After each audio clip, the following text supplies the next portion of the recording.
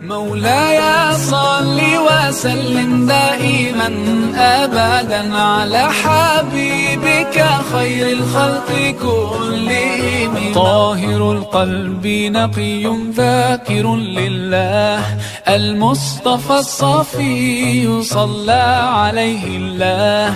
أخلاقه وصفاته سبحان من سواه، هو قدوتي وحبيبي ودعوة النجاة. يا حبيب الله